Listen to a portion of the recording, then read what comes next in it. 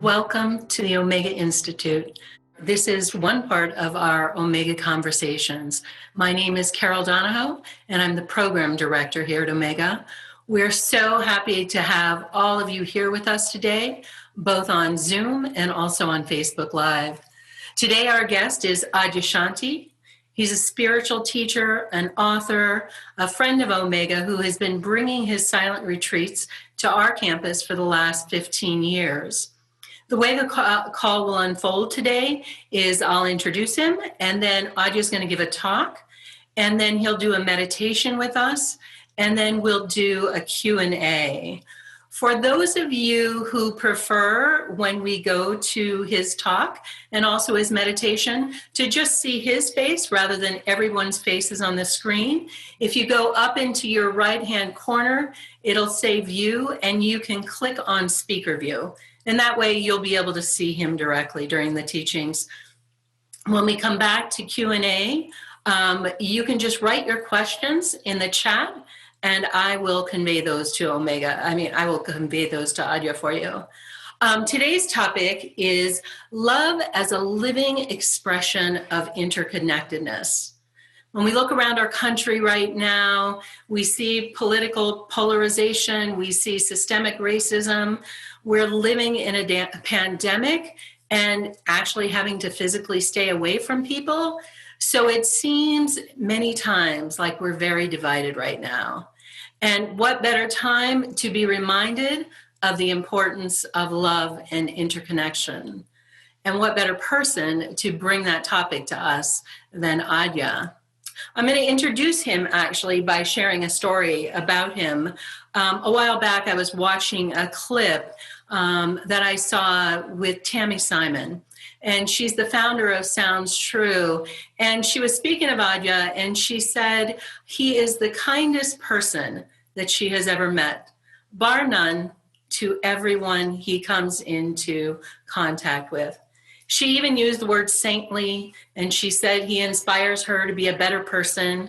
And I thought all of that was so sweet coming from a dear friend and who clearly sees so much goodness in him. But something she said at the end, I was so struck by. And I'm going to share it with all of you because I think it's profound. She said he embodies the love that he touches in the empty space and is able to bring it into all of his interactions with others. And when I heard that, I started thinking of all the ways over these 15 years that we have experienced that from Adya, from the small kindnesses to major transformations that we've seen happen to people who've come on his retreats. And there are many stories, but I'm going to just share one. Adya's retreats that happen in Omega are usually 7 days, and they start on a Friday night and they go from Friday to Friday. One year, when I met with his team prior, I decided to stay in the hall and listen to the opening. He gave his talk, and then it was time for questions.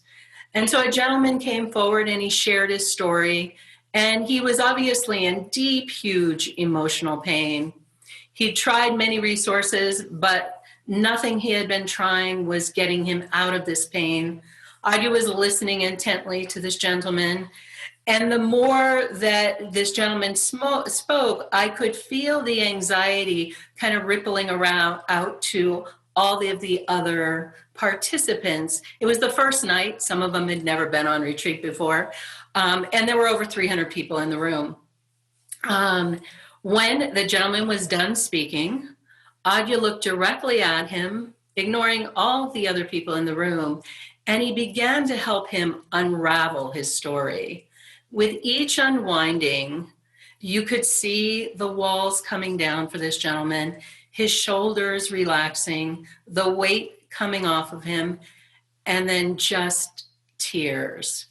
And you could feel we were witnessing a healing happening right in front of us.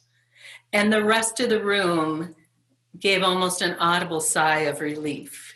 I believe that they were probably holding in compassion this gentleman, but to see him be able to have such a healing transformation in such a short period was amazing. So I left that room that night feeling two things. If I was a first-time participant coming to a retreat and I saw this happen on the first night, I would be like, wow, I'm going to be in for a real ride this week.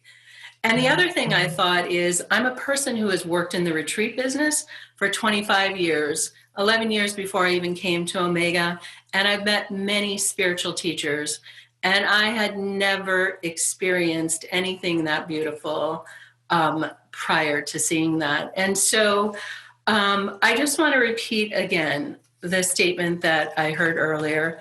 He embodies the love that he touches in the empty space and is able to bring it into all of his interactions with others. Ladies and gentlemen, it is my deep honor to give you Adyashanti. Well, my goodness, Carol, thank you so much for that wonderful and kind introduction. It's just very, very touching. Every time I get introductions, often the same thing goes through my mind, is that I wish everybody could have a wonderful introduction made for them at least one time in their life. I know most people don't, but we've all done things in our life where we would deserve one, a nice one. No matter what kind of life we've lived, we've all done acts of kindness, and selfless things that would rightly be acknowledged. So thank you for that. I do think that as you said, Carol said that in this time when we're in a pandemic and we're isolated in our homes and we're not connecting with each other that much, certainly not physically in each other's presence as much, on the political climate and the great racial tensions. I mean, the environmental crisis. There's so many things for us to be concerned about, and rightly so, and it's totally understandable. And I think one of the things that I want to bring forward, that I think is a really important part of this. Take anything you deeply care about in life. It could be any issue. It could be just something that you find that's deeply important to you, and that you care for, right? So things that are important to you, they're important because at some level we care about them. And when things get kind of tumultuous, when there's conflict in the air, when there's fear in the air because of our great sort of existential challenges and societal challenges, when all this kind of gets in the air, I think we often get a little out of touch with our caring. We have our issues that are important to us. And we want to, lots of people feel called to participate in a positive way with the things they feel strongly about. And yet when things get a little too chaotic, we can very easily lose touch with whatever the things and issues about our life are important to us. They're important because at some level, it all started with the fact that we cared. And caring is always an outcome of some sort of some intuitive interconnectedness, right? So, when I teach, I'll talk about the experience of unity, and there's all this sort of, there's these big revelatory spiritual experiences that can disclose to us some of the more groundwork of who we are, of our innate connectivity, of our innate unity, of our transcendence, our immanence. All of that is part of what's available to us in, I think, deep spiritual work.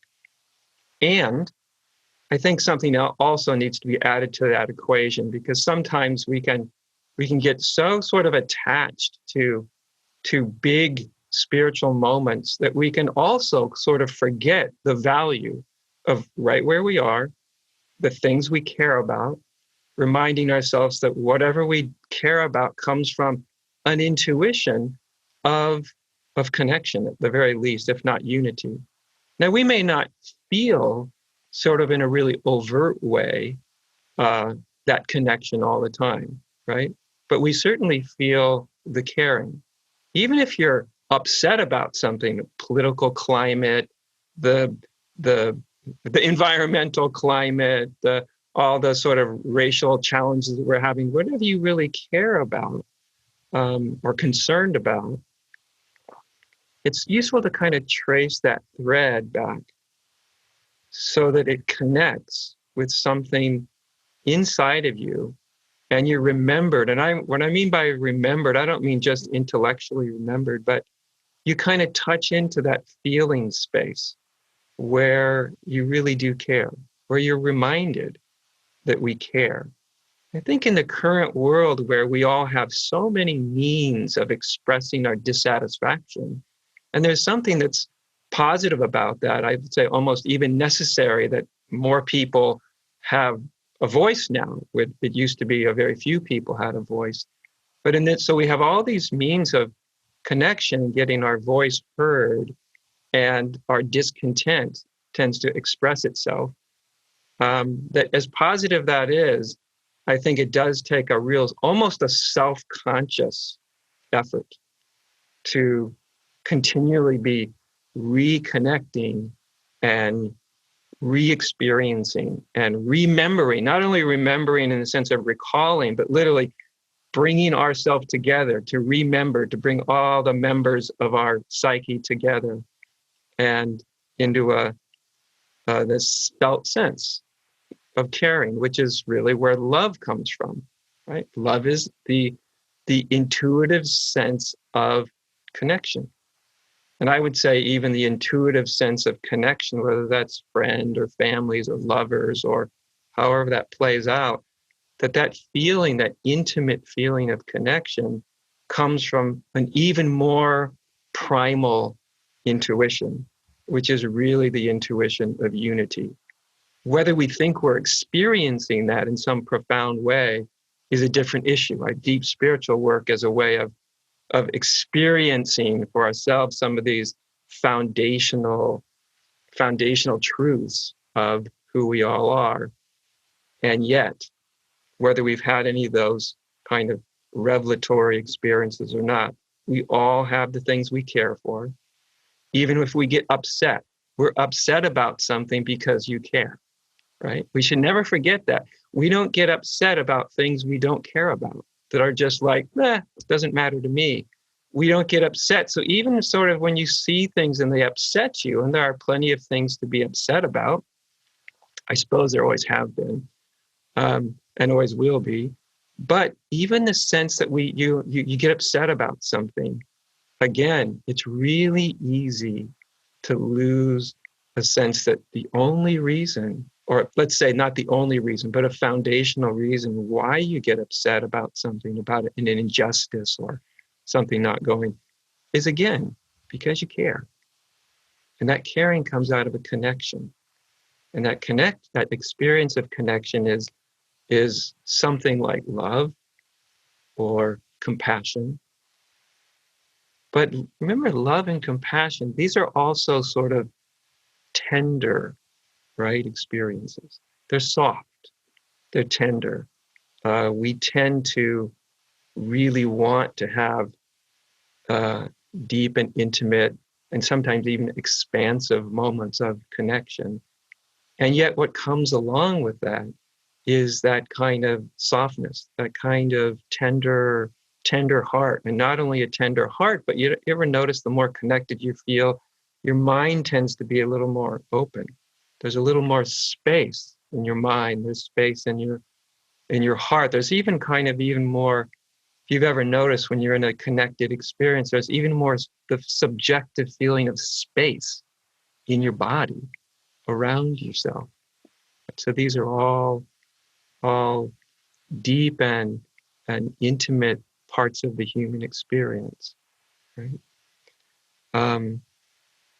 And so I didn't really talk that much about love in my teachings directly for probably until like the last 5 years. It would come into my vocabulary with some regularity, but I didn't really focus on it a lot because I realized upon reflection that without even thinking it, I almost took it for granted that if people were involved in their spiritual lives and all that there was a foundation of of real caring, of real compassion, that part of what they were doing was for themselves, of course, but also because we're all interacting with each other, and we do have impact with each other, right? And I think a caring or reflective mind takes the impact we have in the world, takes that as something that's important, right? Recognizing that we're going to have that, and that's a kind of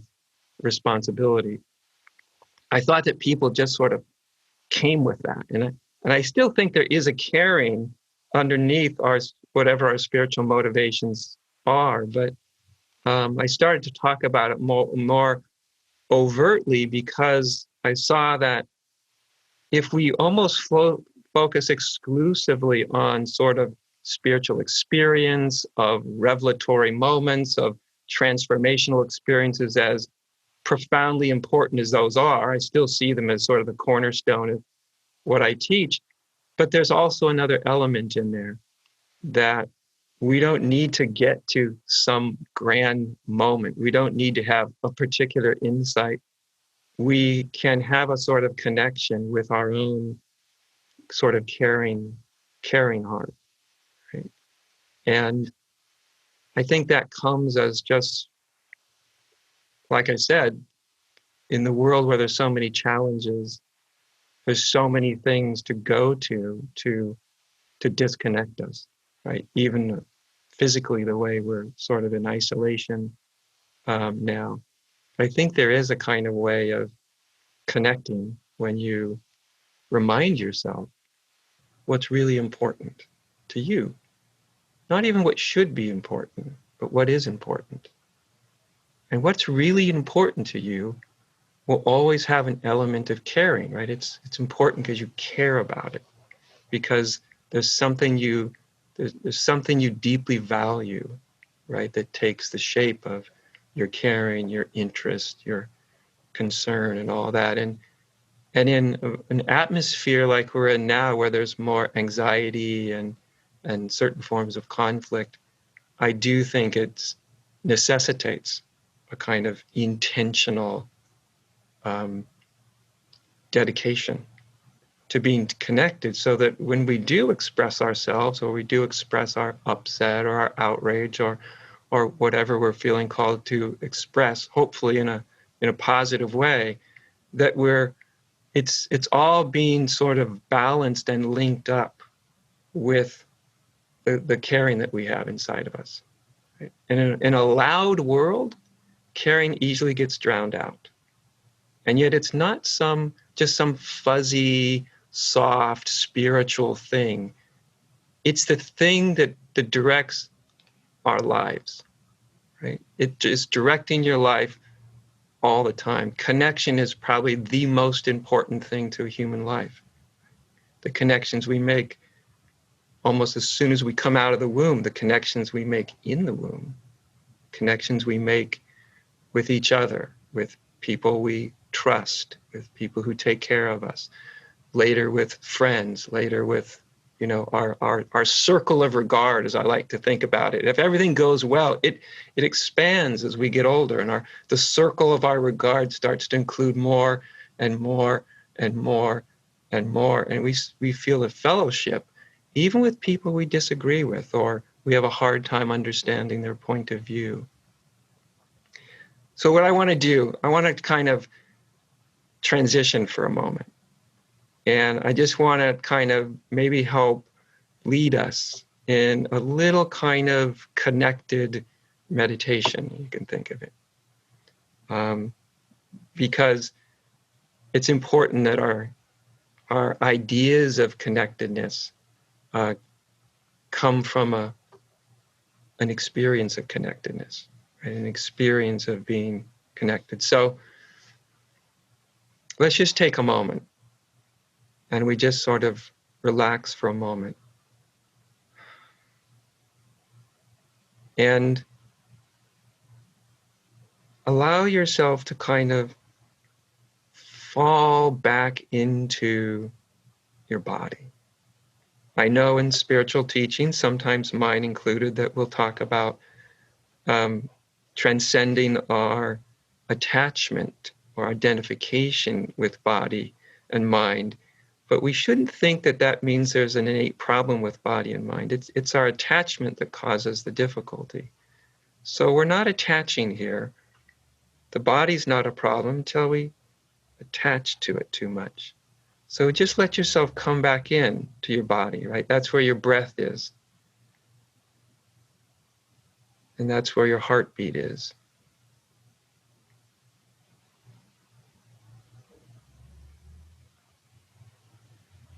And just taking a moment to just quite literally and simply experience just the rhythm of your breath for a moment, the beat of your heart.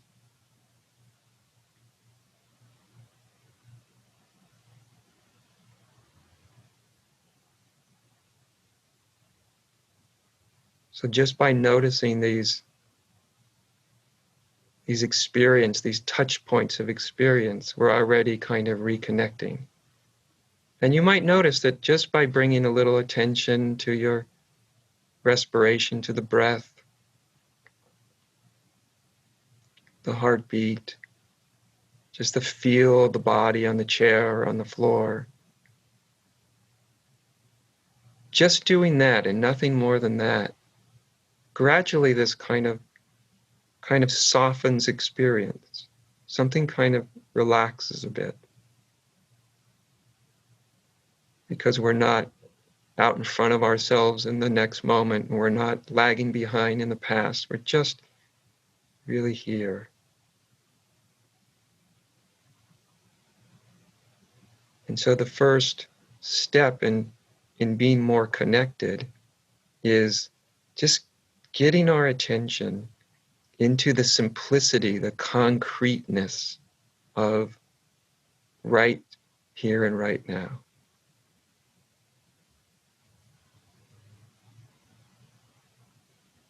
And something as simple as your breath is a great sort of touch point for that.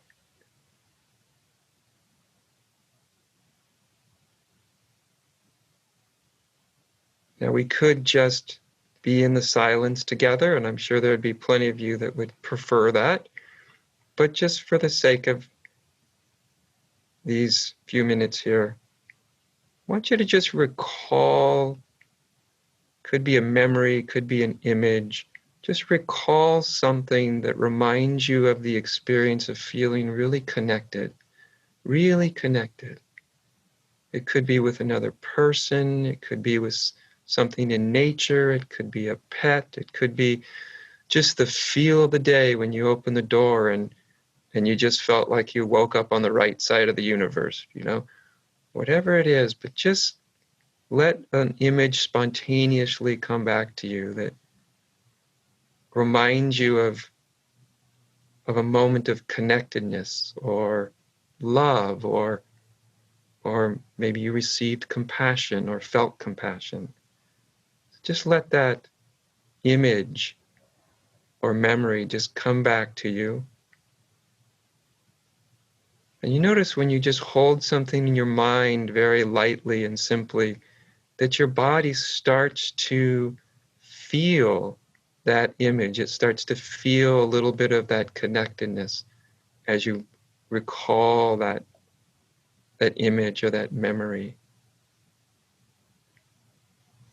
And notice how your body responds to the experience of connectedness. Connectedness tends to calm down our nervous system. A kind of slight muscular tension in the body tends to dissipate.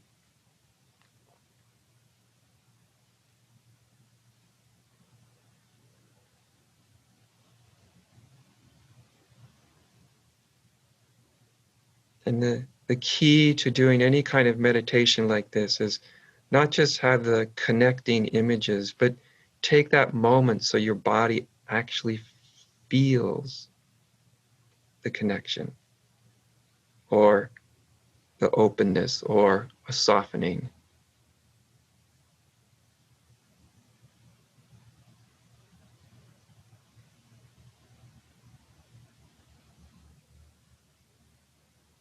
And sometimes a different image might arise than you started with of connection, or sometimes it's gratitude. Gratitude is a great connector.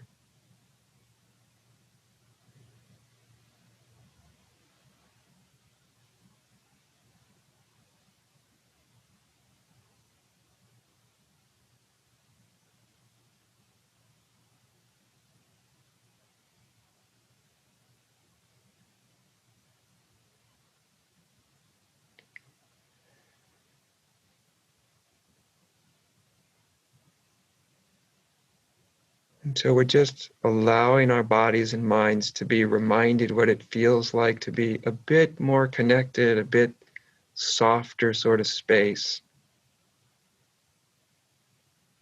becoming reacquainted with something that's kind of tender inside, right? Tender and soft in a world that can be, quite noisy and harsh. But so we're kind of coming back inside of ourselves.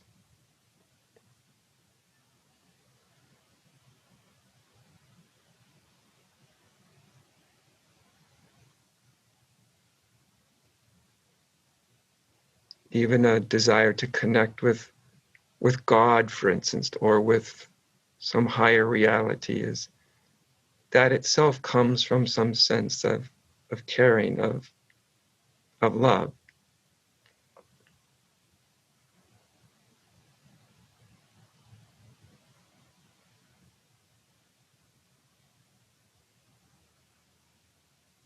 Now, take just a few more minutes and just bring to mind something that you really care about. It could be an issue, it could be a situation in your life, a personal in your life, a relational issue, it could be something in the world, it could be, but something you care about deeply, right? Something that's important to you. And just let that come to your mind. It could be justice, it could be peace or truth or freedom, or, like I said, just someone you're concerned with, or just let what's important to you arise, and not only important to you, but something that also shares in the importance to all of us. In other words, something that we feel is good for us, but also good for our collective family, our society, the planet we're inhabiting. So whatever that issue is that's a concern to you, that's important, see if you can trace that thread back to the concern is actually linked to some deeper experience of caring or love. Even if you're, say, worried about somebody, something they're going through, you only worry because you care about them, because you have some sense of love for them.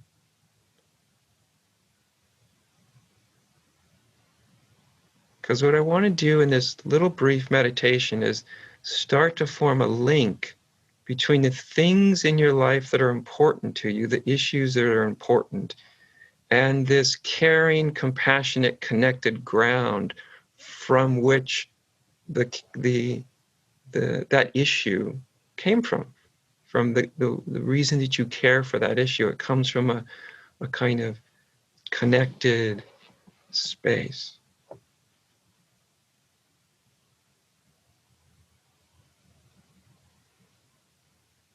And just let yourself feel that connected space for a while. The connection that's underneath your concern or an important issue to you.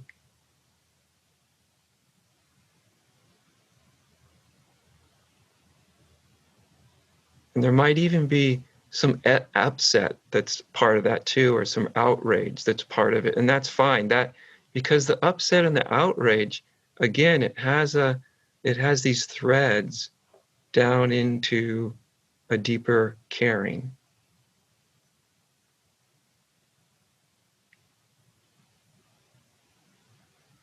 Okay.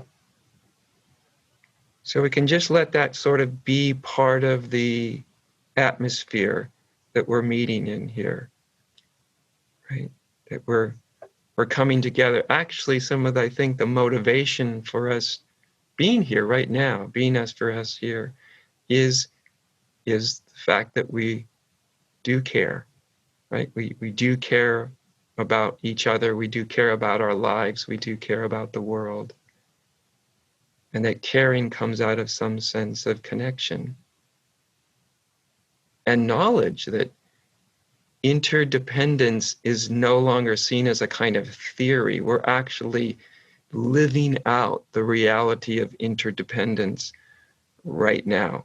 We are seeing, as uncomfortable as it might be, how none of us escapes from interconnectedness, right? Whether it's interconnected with others or with other groups or with the environment, it's all linked into a kind of whole.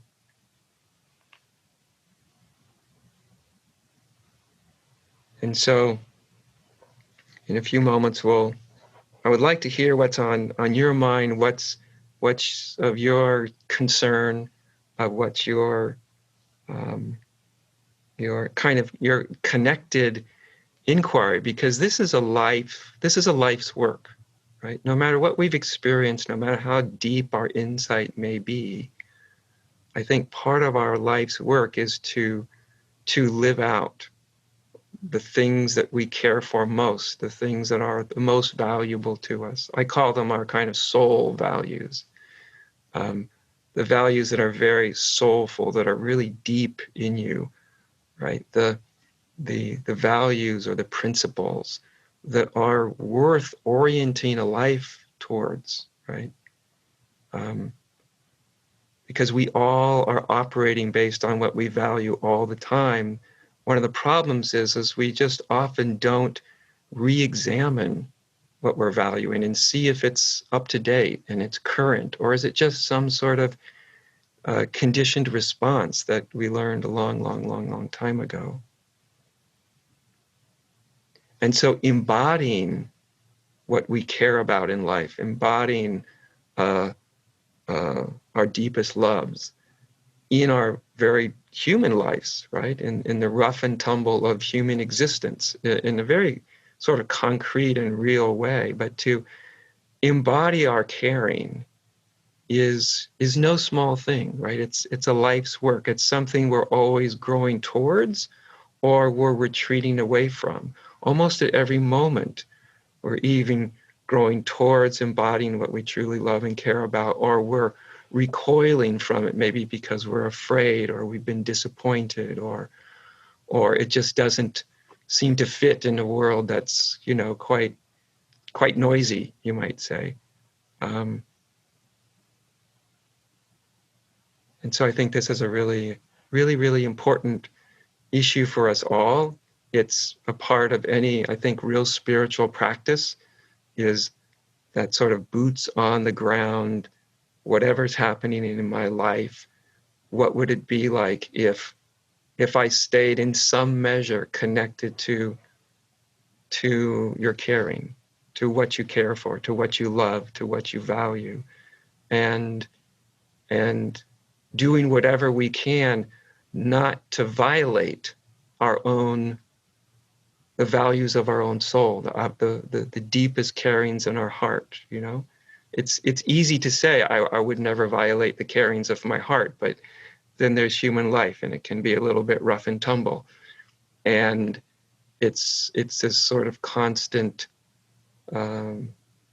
challenge, but I think in a good way, because I do think there's something within us that wants to be stretched towards our goodness, and that's part of our own responsibility to be inclined in that direction, and yet have it come from inside of you, right? Because the old ways that our sort of morality in our society was supposed to tell us what was important to us, so much of that is in the process of rapid breaking down. And when that happens, and the more exterior reference points of who we should be and what we should value and what we should orient our life towards, when those start to break down, we lose a connection with the exterior sort of prescribed life orientation.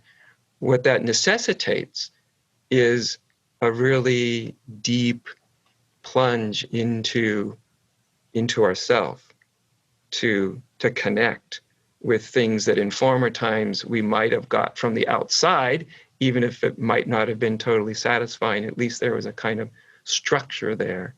And now we are left with the important task of connecting with our own structure, but in a way where it's connected to the welfare of all of us, to all beings. So I thought maybe we would start there. That's just covering a small part of the human terrain, isn't it? But anyway, we might start there. I'd like to open it up to questions that you might have, things you might want to explore, because of course this is such an immense issue with so many different alleyways of exploration we could go down. But I thought I would open it up and see what you want to explore. Perfect. Thank you, Adya. So we have questions that are coming in, and guys, feel free to add to the chat more questions. I just want to share with you, though, because I know you're not on chat in this moment, we have friends that are from all the states on the West Coast, from Washington, Oregon, California, joining us. And we all just want to send out our love and support. I have family that live in Northern California, and we know that many of you are being affected by the wildfires. And we just send you our love and prayers that ends quickly, or as quickly as possible. But we also have people on the phone today from Switzerland, Sweden, Canada, Israel, Germany, Ireland, Scotland, Belgium, Estonia, London, Vienna, Mexico, and France. So all over the world, people are coming to talk to you today. The first couple of questions, Adya, are around relationships. It seems like romantic relationships. So I'm going to ask you the first one from Laura at Facebook. Do you believe in having multiple soul connections or soulmates? Well, I guess that depends what that means. I think we would ultimately want, lots of soulful connections in our lives, right? I think that's just something innate within us, deep, profound. Sometimes you might call them, in the East, they might call them dharmic sort of relationships. And those can span anywhere from, romantic partners to friendships to sometimes you can have I've had some very soulful dharmic conversations with people in a grocery store line. So we never know where they can show up. So without more context about what the questioner actually means by that, I would just say that we all desire really soulful, deep, profound connections in our lives. Yeah. So here's the next one from Susan. I care about our connections to humans deeply. How do you deal with the people you encounter who are scared, frightened of love, frightened to lose themselves in love and caring? So many of us do our best, but we need community. What can you say about this? Yeah, well, the first thing that I always do is I find that I can find anything that I meet in the external world in myself. Mm-hmm. I can find a part of that. I found the part of the best things, the mundane things, and the worst things we can meet in the world. And I can always, if I'm honest, find a part. It doesn't mean I'm right where they are, but a part of me that I recognize in them. And I find that's a really important piece, because somehow it opens up a different kind of engagement, a different kind of dialogue that I can't anticipate, I can't plan beforehand. But when I can recognize, when I can see a part of somebody in myself, I have a different way of being with that person. Right? I have a different way of engaging with them. And I think the first thing is when we can find a part of somebody in ourselves. And by the way, the people that we least want to see in ourselves, that's usually our blind spot, right? That usually means there's a bigger part of that person in you than you want to recognize. So that becomes its own sort of teaching. But when we do that, it takes a kind of humility, doesn't it? Like, yeah, I've been afraid of love before. Yeah, I've closed down in the face of connection before. I mean, who hasn't at some time? And we all have our reasons that we've done that. And I think somehow when we kind of connect it back and we find it all as a part of ourselves, we're in a different, we realize that we're all part of the human experience. And now that doesn't mean that you say the right words and the person all of a sudden wants to connect and their fear disappears and everything goes happily ever after. It doesn't necessarily mean any particular outcome. But what I'm interested in, especially today, is what I've noticed over my life and working with lots of people is the quality of our connection before we open our mouth and engage is so important. And so when you meet something and you're kind of taken aback, you know, like some pattern in somebody and you're kind of like, oh boy, I don't know about that. If you can just like take a breath and just go like, oh yeah, right? I know that. I've had a little piece of that, maybe just a little piece, maybe a big piece, but yeah, there's a piece of that I can find inside. And something about acknowledging that, man, the humility just sort of comes up. And what I found is we are energetically, almost unconsciously connecting in ways that are profound, right? Most people don't feel that consciously, the unconscious connection, but something inside of you definitely registers where people are coming from. So, like I said, it's not a secret to solving every problem or making someone that's a little afraid of connecting or rejects it, you know, but it's the ground from which the most positive potential outcome or process can come from. That's what I found anyway. Yeah, I find it in myself first, and then it's so much easier, so much easier. So the next question is from Nanda. I am concerned about the voiceless critters. It seems we continue to think of animals, plants, and minerals as resources for ourselves, and they often feel the innocent bystanders in our folly, whether it be rituals we use them for, or our notion for food, or ideas about the land as real estate. It seems so one-sided. Do you have anything you'd like to say to that? Well, it is one-sided, isn't it? Right? It is kind of one-sided. And like I said, we are all, you know, whether we believe in interconnection or not, the reality of it is playing out in front of our eyes. We are totally and absolutely interconnected with, as the questioner said, all the critters of the earth. And we are seeing with, you know, the extinction of hundreds, if not thousands of species every single year, we're seeing that everything and everybody pays a price for that. Like this interconnectedness, like I said, it's not just sort of spiritual theory. Like we have to somehow come to a reckoning with the reality and really play out all the consequences of that, the ramifications of interconnectedness. You know, we destroy our environment long enough, there's gonna be hell to pay for it, right? It's gonna come back around to us. And I don't say that to frighten anybody necessarily, but I think we're getting all these cues like, yeah, man, everything's interconnected. You know, we can't go around, you know, like just thinking that any form of life is inconsequential, because we're realizing that it's not. None of it's inconsequential.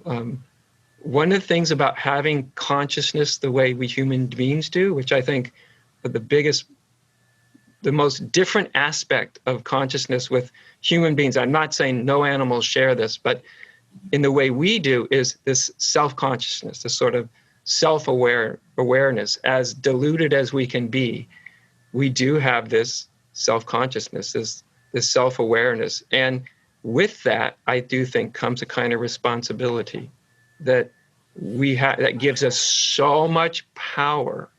We can literally have the power to destroy everything.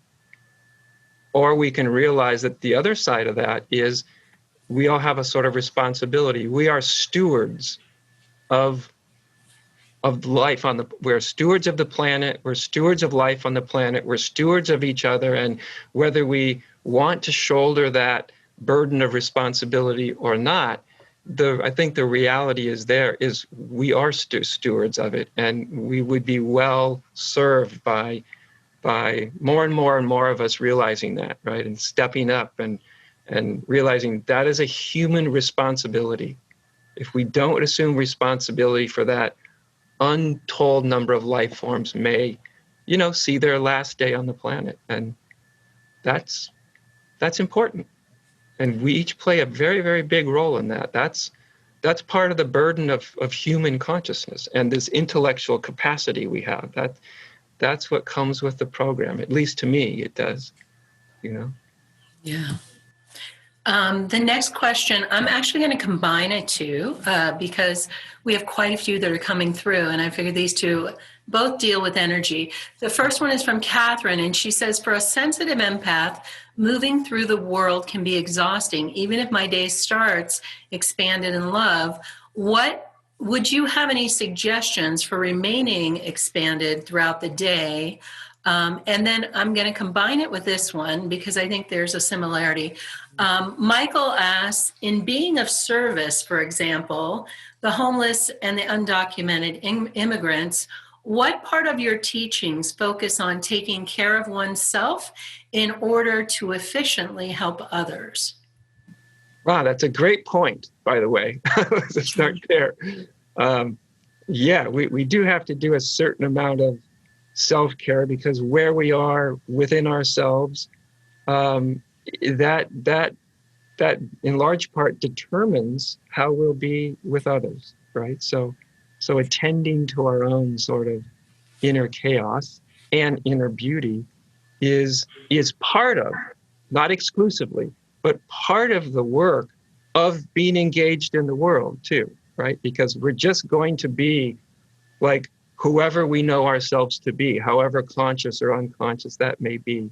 So I do think there's a really important link between the inner, and it becomes so important that the lines blur. So it's hard to make a great distinction between inner and outer. But I think that's important for those and many, many people who have a real empathic sort of open energetic system, and you take in, which means the beauty of that is you take in a tremendous amount of information, right? You're just taking it in intuitively through your senses, through all the means that your body has available, both your gross physical body and your subtle body.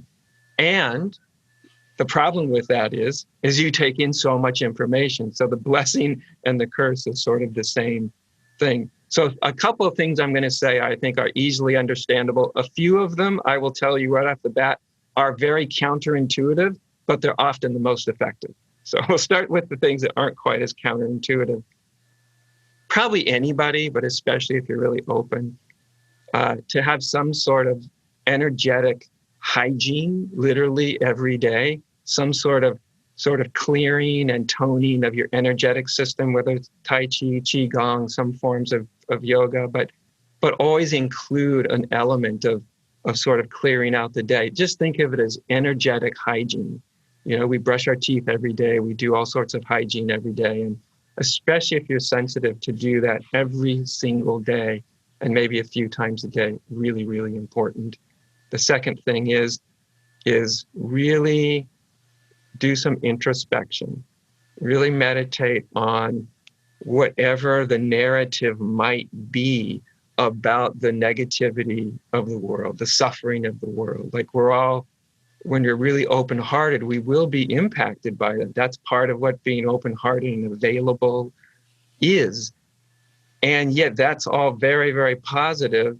And yet, if we have any sort of narrative that causes all that incoming information to sort of cling to us, to stick to us, right? It could be we see ourselves as the savior of humanity, or, we just have this little thought that says, well, it shouldn't be this way. And problem with that is it is this way, whether it should or shouldn't be. And so just these little tiny little commentaries you can find in your mind when you are opening yourself, to all the incoming input.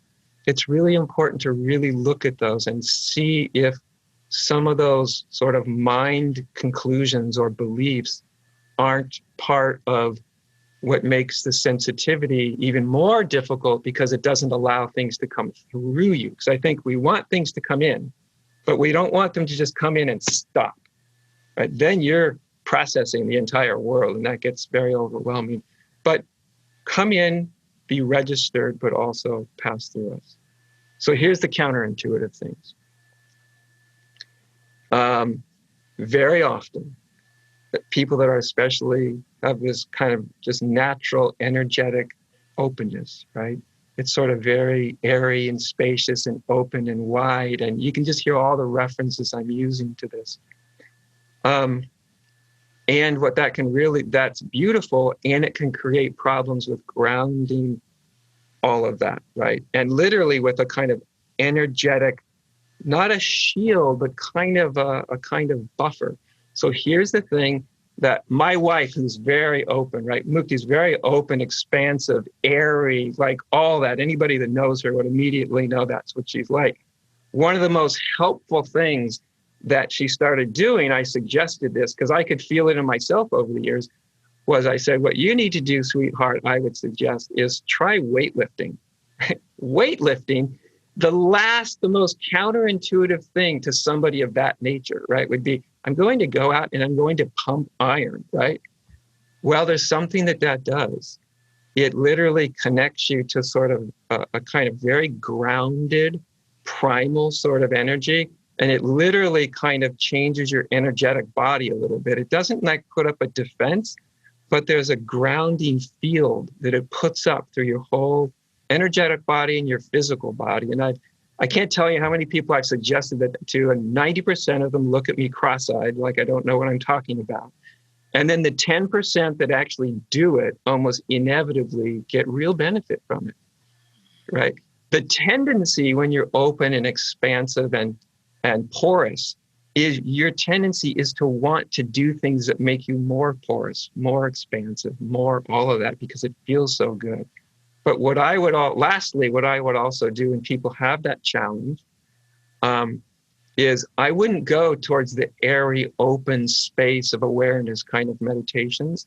I would do something that's a little that I learned with my years in Zen, which was kind of putting my attention right down in the real lower part of the belly. And it's a very different experience. It's very anchoring. It's very grounded. It's very sort of, and that can help because it gives all this open availability. It gives all this information input, a kind of quite literal grounding in your body. And so again, it's counterintuitive if you like really open, spacious stuff. But any kind of spiritual practice, it's like a medicine. And the medicine is only relevant to our own makeup, right? Some medicines, what's a really good spiritual medicine for me might not be a very good spiritual medicine for you. So one size does not fit all. And, that kind of openness is it's good to know that you're really served with some really grounding exercise, even sort of physical grounding exercises. Very, very helpful. Thank you. All right. So we are going to go to our last question. And before I do that, what I want to say is we have about more than 70 people who have questions that they would love to hear, but we need to stay on our timeline. So I'm going to take two of them, again, that are fairly similar. But for the rest of you who have found this interesting, who may be hearing Adya for the first time, I just want to let you know he was going to be coming to Omega, to the campus, on October 16th and doing a 7-day silent retreat here. Because of COVID, we weren't able to do that. But what he is going to be doing the weekend of October 16th through 18th is doing an online retreat, a weekend retreat. And for you, those of you who are on this call today, we have a special discount code for you for $50 off. If you found you didn't have time today to get your questions answered, you feel like there's more you would like to learn from him, October 16th through 18th, that is happening. And there will be slides at the end of this that give you the promo code and talk about his retreat. But I'm going to combine two again. Adya, this one is from John, and it says, how do I stay connected to my caring and loving kindness from the depths when there are so many currents of fear that keep me on the surface of things? And along those lines, Mark from Facebook says, what if one feels one never experienced a sense of connection to remember and reconnect? Mm-hmm. It's a great questions. Even when I was saying that in my little kind of semi-guided meditation earlier, of bringing back a memory of connectedness and all that. And even when I was doing that, I was also had a back part of my mind working with so many people over the years, which is like, some people may not be able to find that or find something that feels sufficient, from their life, maybe. And I do think we also can come up with, there are things that evoke connectedness. That's why I think images have always been so powerful, images and stories. And, you can read a book, you can go to a movie and you're in some really connected scene. And before you know it, you've got tears coming down your eyes, even though it's not real, but it's evoking a sense of connection. So I would just really focus on something that evokes that feeling for you, whether it's something that's played out in your life or it came from literature or movies, or because what we're trying to do here is, remember, we're evoking an experience of connectedness. Now, connectedness is sort of an innate reality to our life experience, right? It's there whether we're conscious of it or not. So we're trying to bring something that's usually fairly unconscious more into consciousness. And it's just think of it as something that evokes it. And whatever evokes that is good. And then pause and let your body, literally, let your body feel and be remembered or introduced to, this is what connection feels like. Because our bodies are slower than our minds, right? Our minds will go, I got it. Your body takes a little bit of time. I can't remember the first question. The first one was, how does he stay connected to his caring and loving kindness when he likes to stay on the surface? Okay, I'll try to make this really, really fast. But I think this is useful. And this has a lot of psychological research behind it, right? So, which is when we have fears, which, everybody has fears. And we all often have fears around connecting also.